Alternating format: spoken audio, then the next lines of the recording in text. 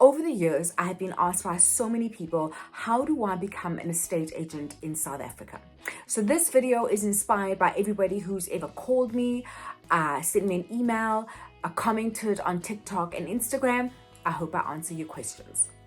There is quite a lot of content available on social media as well as on blogs. And I hate to be arrogant, but this is probably the most accurate information you're going to find on the grounds that there's been a lot of changes that have happened since July 2024, and I think that a lot of the stuff that is available online at the moment has not yet been upgraded. Hi, I'm Sibilelo Makwanyane, otherwise known as Sibilelo the Estate Agent, and welcome to the spot where we discuss all things real estate for first-time home buyers and first-time home owners. We load relevant content every Monday, so if that sounds like music to your ears, make sure you subscribe if you haven't already. Let's start by looking at who is eligible to become an estate agent. So I've heard a lot of people say you have to have a matric, but I have read on a pretty reliable site that it is helpful, meaning that it's not a prerequisite. So the way I figure is that it depends on the agency. If I run an agency called Sibilelo Realty or something, and I meet a candidate who I think has got the potential to be a good agent, but they don't have a matric, I would ask, okay, so why didn't you finish matric? Okay. And if I felt that that person has got the pizzazz, I would definitely hire them. However, if I'm running my own agency under a franchise and it is part of the company policy that somebody has to have a matric, then obviously my hands are tied. If you are somebody who doesn't have a matric and you want to work for an agency, let's say Pam Golding or something like that, and I use Pam Golding because I know that in order to get into that agency, you do have to have a matric. So what I would say is go and find a Sibilelo Realty. Find somebody who is willing to give you a chance without your matric. And then once you've got your experience and once you've got your foot in the door, then you will be able to go through to somebody who does have matric as a requirement, but that's not going to matter because you'll be a qualified estate agent and having a matric won't matter. I wanted to start with that because if you've got the personality and you've got the drive, or you know somebody who does, and you've always thought that you are lacking what you thought was a basic requirement, I don't want you to give up on that reason. Go and find somebody who will hire you, because there are some of the top agents around the world did not necessarily finish high school. Up until July 2024, in order to become an estate agent, you needed to join an agency, complete a logbook, complete your NQF4, and then write your PDE4 in order to be qualified as a full status agent. Now let's look at some of the differences, but first I want us to back up for a second. One of the ways in which real estate differ from other professions is that in most cases you need to go out and study and then you go and look for a job. In the real estate world, you first need to get hired before you start studying. So you basically need to go and convince a principal. A principal is somebody who runs an agency. You will convince a principal to take a chance on you, which kind of makes sense to me. I mean, if somebody is going to hire you to sell something, why don't you start by first selling yourself? I always tell people, when you're applying for a placement agency, send out your CV, but also try to get in touch with the principal. Tell them to look out for your CV. Just try and make an impression on them, because when you speak with somebody, you get a sense of their energy. You might have a very average looking CV on paper, but you might have that pizzazz, you might have that special something. But once you speak to the principal, it might give you that edge to make it a bit easier for you to be placed. Back in the day, you would register with the EAAB, the Estate Agency Affairs Board, but that has now been replaced with the Property Practitioners Regulatory Authority, otherwise known as the PPRA. You see, the thing is, the term estate agents is actually an old term. We're not supposed to use that anymore. The correct term is property practitioners. We are no longer estate agents, we're property practitioners.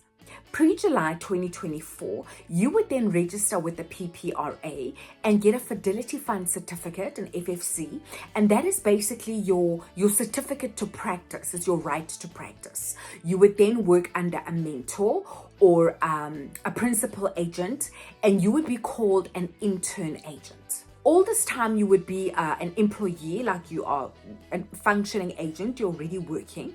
You would also keep a logbook, which is kind of like a portfolio of evidence. You would keep a record of things that you are doing so that the PPRA can see that you've reached a certain milestones within your career as an intern. Once your logbook was complete, you would hand it into the PPRA for assessment. There were courses that you were able to do that would just kind of like assist you to make sure that everything is done properly and that, you know, there's nothing missing in your portfolio and that your logbook is up to date so that they don't, you know, PPRA send it back and then they, you know, back and forth. But yeah, there were sort of like courses that you could take to make sure you get that assistance to make sure that it's done properly the first time around. Nowadays, once you've joined the agency, instead of doing a logbook, you do a course called the Occupational Certificate in Real Estate. You register for the course before you register with the PPRA and get your Fidelity Fund certificate, meaning your right to practice. Now, back in the day, you used to be called an intern estate agent. Now you're called a candidate property practitioner.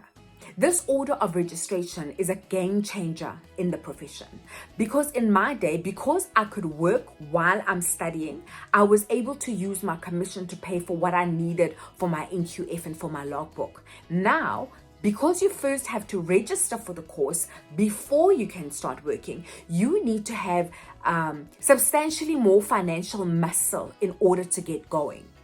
And the difference between a logbook and the course of an OC is very different in price. The cost of the course for the logbook was about maybe 1,000 Rand, and maybe you'd end up spending maybe say 500 Rand on printing or something like that.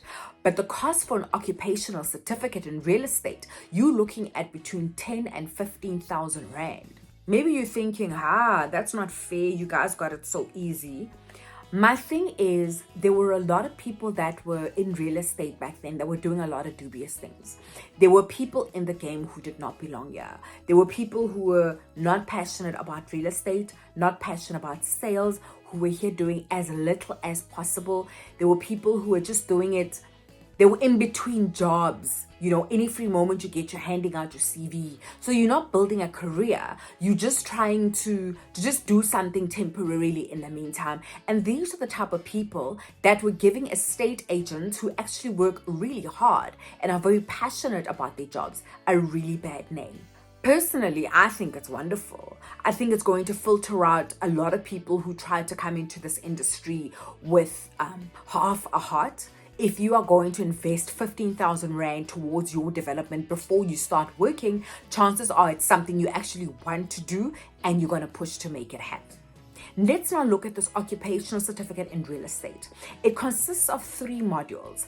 2 fall under knowledge practical, and then the other one is work experience. In order to do the first 2 modules, you don't have to be registered with the PPRA, meaning you don't have to have a Fidelity Fund certificate, which means you don't have to be practicing, which technically means you don't have to have a job. I mentioned that because it's probably one of the best features about this new system, is that you don't have to be a sitting duck if nobody is willing to hire you yet. You can grab the bulls by the horns and start studying and start working towards that qualification. I mean, I know if I'm a principal and, you know, somebody comes up to me and they're looking to be placed and they say to me, I've already started my occupational certificate, I'd be like, brownie points for this person. But I mean, that's just me. But basically what I'm trying to say is you don't have to just sit at home and wait. There is something that you can do in the meantime. The catch is though, if you are studying through an agency, they will be able to guide you and let you know which are the skills development agencies that actually offer certified qualifications, because you might be registering for something that ends up to be, you know, worth nothing in the long run. You might end up being scammed because, hey, Pella, it's rough out here, we know. So yeah, that's the one advantage about working with an agency, is that you know you're not going to be, you know, picking a skills development agency that is not worth the money. But I'm going to add a link in the description to a website that you will be able to check if your service provider is in fact certified. Now that you've passed module 1 and 2, you can now register with the PPRA and get a Fidelity Fund certificate, which is going to allow you to practice. Something interesting is that you can't register with the PPRA on your own. So you need to be with an agency in order to get a Fidelity Fund certificate. So in other words, you can do your 2 courses on your own, but in order to start practicing, you need to be part of an agency. We used to renew our Fidelity Fund certificates every year, but now they've stretched that to 3 years, thank goodness. So we only have to renew it for every 3 years. So once you get an FFC, it's valid for 3 years. Once you've completed module 1 and 2 and you've registered with the PPRA and you're working under an agency, you're now able to start module 3, which is a mentorship that you're going to do for 6 months under a principal or non-principal property practitioner. After that 6 months period, you write a closed book test called the External Integrated Summative Assessment. Once you're done with the assessment, you are now finished with the Occupational Certificate in Real Estate. You're now ready to hand it in to the Property Practitioners Regulatory Authority. Once that is out the way, you qualify to write your Professional Designation exam, otherwise known as a PDE4.